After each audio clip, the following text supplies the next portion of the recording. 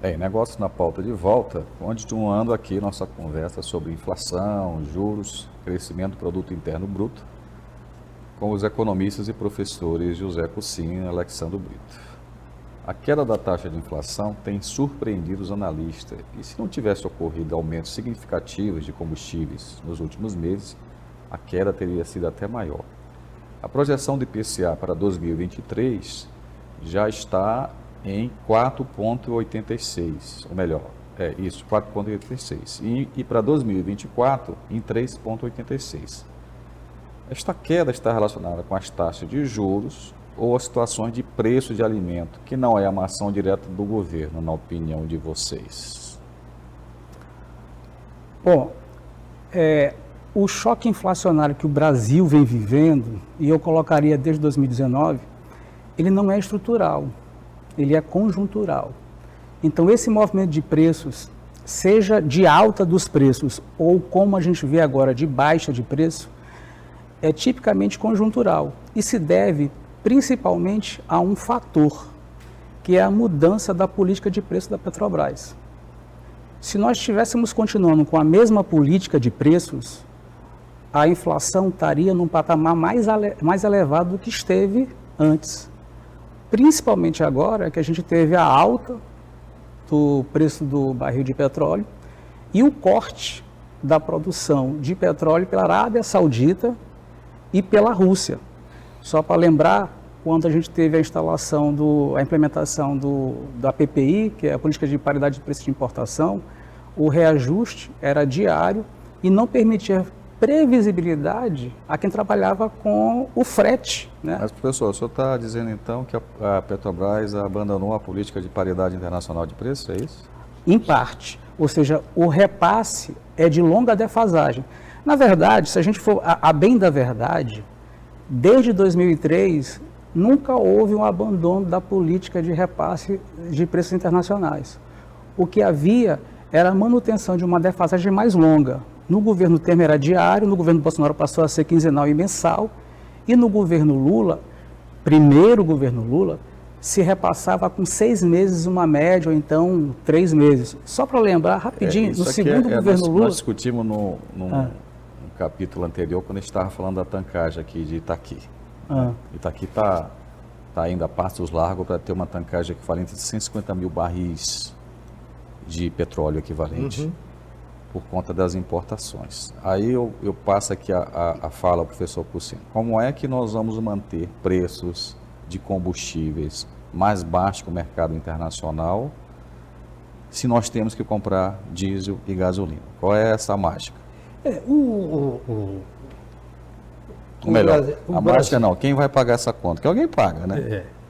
Bom, quem no final das contas sempre paga a conta é o consumidor final, né? Porque, sobretudo, num setor como esse em que... Não, mas aí ele não pagaria, porque você está importando, por exemplo, o diesel a 2,80 no mercado internacional e vende a 2,50. Quem paga essa conta? Não é o consumidor. Não, pode não ser diretamente, mas se o governo subsidiar isso, esse subsídio, de algum modo, ele vai mais ou menos imediatamente ser comprado. Então, eu vou adiantar aqui o seu raciocínio. Então, vira uma política de paridade internacional mascarada através de subsídios. Mas a política continua. Eu acho que, no final das contas, é isso. Mas ela nunca desapareceu, né? Exatamente. Alex estava dizendo isso. Olha, desde 2013, isso nunca desapareceu. E eu acho que é característica, inclusive, desse próprio mercado, dessa própria mercadoria. O que talvez, e aí no longo prazo, possa realmente vir a mudar isso estruturalmente, é à medida que a nova matriz energética, predominantemente de energias limpas, Há quanto tempo você imagina que isso vai acontecer? Eu digo, a longo prazo, estamos falando a longo prazo, né? Como disse Keynes, a longo prazo todos estaremos mortos. Aí você teria um fator estrutural que diminuiria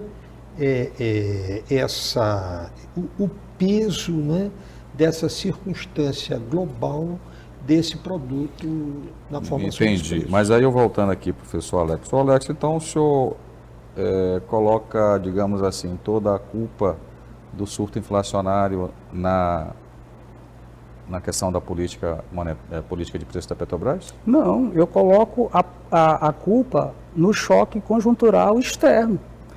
O Brasil, historicamente, os choques inflacionários, historicamente, estou falando de 2, 3 décadas, são decorrência, em grande parte, de adversidades internacionais, como o choque no mercado internacional de petróleo, de commodities, e dos preços administrados do governo. Sim. Só para a gente ter uma noção do que a gente está falando aqui, para ter clareza. A energia que eu e você, que nós pagamos, o preço não é determinado pela demanda e oferta. O plano de saúde que você paga não é determinado pela demanda e oferta. O botijão de gás, o preço da tarifa da telefonia móvel ou do transporte interestadual, ou da água ou do gás, não é determinado por demanda e oferta. São preços contratuais que são indexados em sua maioria pelo IGPM, que sofre a flutuação do câmbio. A gente está falando de inflação. O IPCA, você falou de 4,86. Você sabe quanto foi o IGPM? 24%. Ou seja, aquilo que afeta o nosso cotidiano é reajustado em cima de 24%, independente do IPCA estar caindo. Mas isso aí não é arbitrado pelas agências governamentais? Agências reguladoras. Então, o que eu estou dizendo é que os dois principais choques que afetam a inflação, um está do lado do governo, nas agências reguladoras, que são espaços de disputa de poder, e o outro é um choque internacional. Esses preços administrados, só para a gente ter uma ideia, representam em torno de 25% do IPCA, independentemente de câmbio, independente de qualquer outra coisa. A capacidade desses preços afetarem a o IPCA é 1/4. Então ele joga a inflação para cima e joga a inflação para baixo.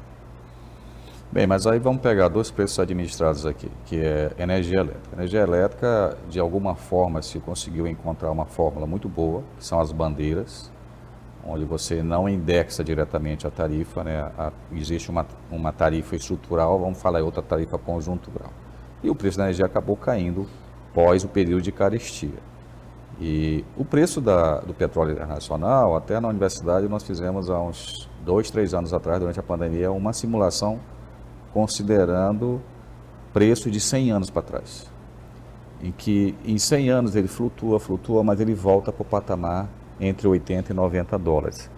E isso aconteceu e está acontecendo. Sim. Então, essa flutuação talvez esteja acontecendo, e eu não sou nem especialista nisso, muito longe disso, estudei economia, só uma disciplina lá no curso de economia. De alguma forma, a gente não está perdendo a memória inflacionária, porque antigamente era uma grita para repassar logo tudo para os preços. Eu passei até para os senhores, antes da nossa conversa aqui, um gráfico que foi feito por um organismo internacional a respeito do preço de alimentos, né? Em todo o mundo ele explodiu. O Brasil é um dos poucos países do mundo, e diga de passagem, aí estamos falando de 3 países que estão com queda de preço de alimentos. É Rússia, China e Brasil. Dos BRICS, só a Índia está com uma elevação de preço, que tiveram um problema lá com a safra de trigo, e a África do Sul, cronicamente, com problema de alimento. Todos os outros países envolvidos estão com preços acima, e aí houve essa flutuação de commodities. As commodities agrícolas têm caído ao longo do tempo, né? Isso acabou refletindo aqui no mercado. Mas a verdade é que sempre há uma grita, né? Que quando esses preços sobem. Quando esses preços descem, ninguém fala. Então, de fato, a gente está tendo uma queda de preços agora, porque essas commodities que impactam a gente, elas são reguladas por um preço internacional. A questão do petróleo é muito mais complicada, porque você tem a OPEP que dá manda no preço do petróleo, porque quando o preço começa a cair, eles cortam a produção. E isso, professor, desculpe se minha fala está ficando grande aqui, isso aí, existe estudos que mostram que as novas energias, quando começam a ficar baratas, o grande produtor começa a cortar o preço do petróleo, para inviabilizar. Isso aconteceu na década de 70 com o hidrogênio. Mas vamos lá, professor Alex. Não, eu só discordo um pouquinho, porque, na verdade, os preços caíram em 2023 de alimentos, mas estavam explodindo em 20, 21 e 22. E o problema da commodity, no caso de soja, minério de ferro, alimentos e petróleo, é a mesma coisa, porque hoje os preços não aumentam, nem diminuem porque aumenta a oferta ou aumenta a demanda. Porque essas commodities, elas são transacionadas no mercado de futuros. Então, antes do barril de petróleo nascer, antes do minério de ferro ser exportado, o preço dele já foi negociado. Então, hoje as commodities, elas são ativos financeiros. Essa questão aqui do mercado futuro de commodities que a Alex está falando, é uma coisa muito interessante. Isso eu vi, por exemplo, quando eu estava fazendo minha dissertação de mestrado, que foi querendo compreender o processo de decisão da Alcoa localizar a planta dela aqui no Maranhão, né? Então, essa questão do mercado de futuro foi muito estudar isso e tal. Então, assim, o que você negocia, quer dizer, olha, um ativo financeiro, o que você negocia nos mercados de commodities é 10, 20, 30 vezes o volume físico Exatamente. produzido.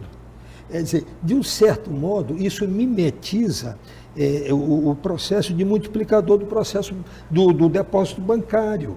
Né? Tem lá 10 em depósito, os bancos emprestam 100. Mais, né? Né? Então, essa questão é realmente muito complexa. E, pegando ainda que a Alex falava agora dos preços administrados, né? No caso da energia, né? Há dois itens que, no final das contas, são subsídios, né? Que é a conta de desenvolvimento energético e a outra é não sei o que, de distribuição, que é da energia solar, não é? Que, no final das contas, se constitui em subsídios para estimular a implantação dessas tecnologias, mas que vão compor a sua conta independentemente assim como a da tarifa, oferta e da assim como procura a tarifa dela, social. não é? Isso é uma discussão bastante complexa, é por isso que a gente traz especialista aqui para falar sobre isso, mas porque acaba impactando a vida de todo mundo. A gente vai mais a um rápido intervalo e em instantes nós vamos voltar com mais negócios na pauta.